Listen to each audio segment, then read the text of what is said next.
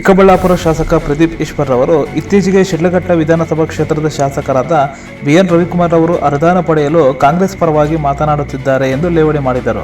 ಈ ಹೇಳಿಕೆಗೆ ಇಂದು ಶಿಡ್ಲಘಟ್ಟ ಶಾಸಕ ಬಿಎನ್ ರವಿಕುಮಾರ್ ಅವರು ಪ್ರತಿಕ್ರಿಯೆ ನೀಡಿದ್ದು, ಪ್ರದೀಪ್ ಈಶ್ವರ್ ಗೆಲುವಿನ ಹಿನ್ನೆಲೆ ಏನು ಎಂಬುದು ಎಲ್ಲರಿಗೂ ಗೊತ್ತಿರುವ ವಿಚಾರ. ಚಿಕ್ಕಬಳ್ಳಾಪುರ ಕ್ಷೇತ್ರದಲ್ಲಿ ಬಿಜೆಪಿಯವರು ಮಾಡಿರುವ ಕೆಲವೊಂದು ತಪ್ಪು ನಿರ್ಣಯಗಳು ಪ್ರದೀಪ್ ಈಶ್ವರ್ ಶಾಸಕರಾಗಲು ಅವಕಾಶ ಸಿಕ್ಕಿದೆ. ವಿನಾಕಾರಣ ಏನೇನೋ ಮಾತನಾಡುವುದು ರಾಜಕೀಯ ಲಕ್ಷಣಗಳಲ್ಲ ಎಂದು ಟಾಂಗ್ ನೀಡಿದರು.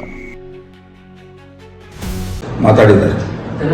JDS ಶಾಸಕರು ಸರ್ಕಾರದಲ್ಲಿ ಅನುದಾನ ತರಬೇಕಂತೇಳಿ ಈ ರೀತಿ ಮಾತಾಡಿದ್ದಾರೆ ಅಂತ.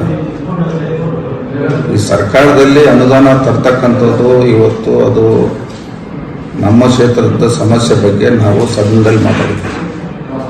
ಏನು ನಮ್ಮ ಶಿಡ್ಲಘಟ್ಟ ವಿಧಾನಸಭಾ ಕ್ಷೇತ್ರದಲ್ಲಿ 16 ವಿಧಾನಸಭಾ ಚುನಾವಣೆಯಲ್ಲಿ 11 ಬಾರಿ ಕಾಂಗ್ರೆಸ್ ಪಕ್ಷದ ಶಾಸಕರನ್ನು ಗೆಲ್ಲಿಸಿರ್ತಕ್ಕಂಥ ಕ್ಷೇತ್ರ.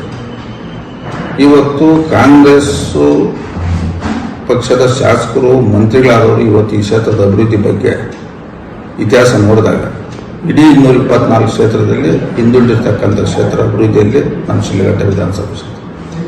ಇವತ್ತು ಪ್ರದೀಪ್ ಈಶ್ವರ್ ಅವರು ಮಾತಾಡ್ತಾ ಇದ್ದಾರೆ. ಇವತ್ತು ಅವರು ಮೊನ್ನೆ ಶಾಸಕರಾಗಬೇಕಾದ ಕಾರಣ ಏನಂದರೆ ಜನ ಅವರಿಗೆ ಮತ ಕೊಟ್ಟಿರೋಂಥದ್ದಲ್ಲ. ಏನು ಮೊನ್ನೆ 3.5 ವರ್ಷ ಹಿಂದೆ ಬಿಜೆಪಿ ಸರ್ಕಾರ ನಡೆದಂಥ ಸಂದರ್ಭದಲ್ಲಿ ಅವರು ಕೆಲವು ತಗೊಂಡಿರೋಂಥ ಒಂದು ತಪ್ಪು ನಿರ್ಧಾರಗಳು, ತಪ್ಪು ತೀರ್ಮಾನಗಳಿಂದ ಇವತ್ತು ಅವರೆಲ್ಲ ಇವತ್ತು ಶಾಸಕರಾಗಿದ್ದಾರೆ.